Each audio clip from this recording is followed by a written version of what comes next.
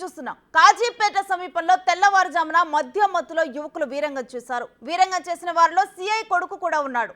Public place లో మూత్రం చేయొద్దన్నందుకు cab driver పై దాడి చేశాడు. దెబ్బలకు తట్టుకోలేక పక్కనే ఉన్న బస్టాండ్ లోకి డ్రైవర్ పరిగెత్తాడు. అయినా డ్రైవర్ ను వదలకుండా కొట్టారు. అడ్డొచ్చిన వాళ్ళని జోబులోని కత్తులు చూపిస్తూ బెదిరించారు. తన తండ్రి సిద్దిపేటలో సిఐగా పనిచేస్తున్నాడని, తనను ఎవరూ ఏమీ చేయలేరంటూ బూతులు తిట్టాడు. కాజీపేట పిఎస్ లో బాధితుడు ఫిర్యాదు చేశాడు. స్టేషన్ కు తరలించిన కానిస్టేబుల్తోనూ వాగ్వాదానికి దిగారు యువకులు. యువకులు చేసిన వీరంగంలో పలు కార్ల అద్దాలు ధ్వంసమయ్యాయి.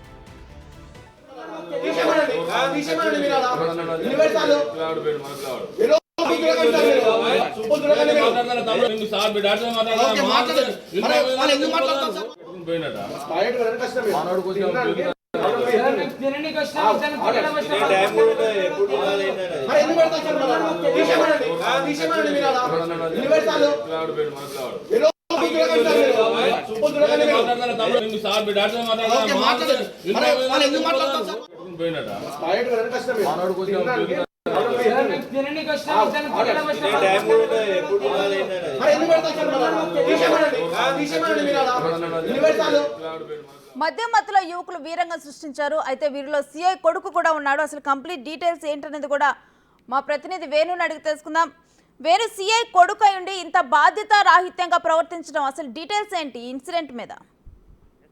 నిన్న అర్ధరాత్రి కాజీపేట రైల్వే స్టేషన్ సమీపం లోపల ఆ కారులో వచ్చినటువంటి సిద్దిపేటలో రిజర్వ్ ఇన్స్పెక్టర్ పనిచేస్తున్న పూర్ణచందర్ కొడుకు హర్ష తన స్నేహితులతో కలిసి ఆ ప్రాంతానికి వచ్చి బహిరంగ మూత్ర విసర్జన చేస్తుంటే అక్కడే క్యాబ్ డ్రైవర్ నుండి అడ్డుకోవడం జరిగింది. అయితే అడ్డుకున్న వారిపై ఆయన దాడికి పాల్పడి ఉరికించుకుంటూ కూడా ఆయనపై దాడి చేయడం జరిగింది. దీంతో రాజు అనేటువంటి ఒక క్యాబ్ డ్రైవర్ కు తీవ్ర గాయాలు కాగా ప్రస్తుతం కాజీపేట పిఎస్ పైన ఫిర్యాదు చేశారు. అయితే ఆ పోలీసుల ఘటనా స్థలానికి చేరుకొని దాడికి పాల్పడ్డటువంటి రిజర్వ్ ఇన్స్పెక్టర్ పూర్ణచందర్ కొడుకు హర్షతో పాటు తన మిగతా 6 స్నేహితులందరినీ కూడా కాజీపేట పిఎస్ కి తీసుకెళ్లారు. అయినప్పటికీ కూడా పిఎస్ కి వెళ్ళిన తర్వాత కూడా తన తండ్రి పేరు చెప్తూ తన తండ్రి ఇన్స్పెక్టర్ మీరేం చేస్తారు చేసుకోండి అంటూ కూడా అక్కడ స్టేషన్ ఉన్నటువంటి సిబ్బందిపై కూడా ఎదురుదాడికి దిగిన పరిస్థితి చేశాడు.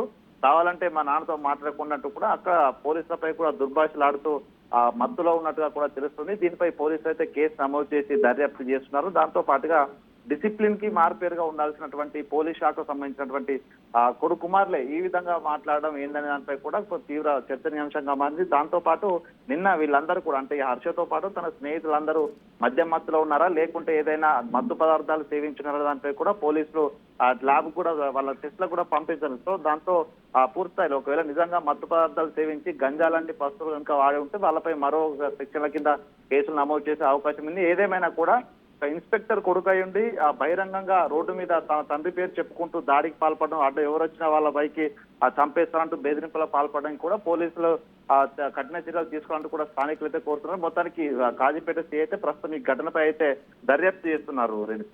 Right, thank you Venu.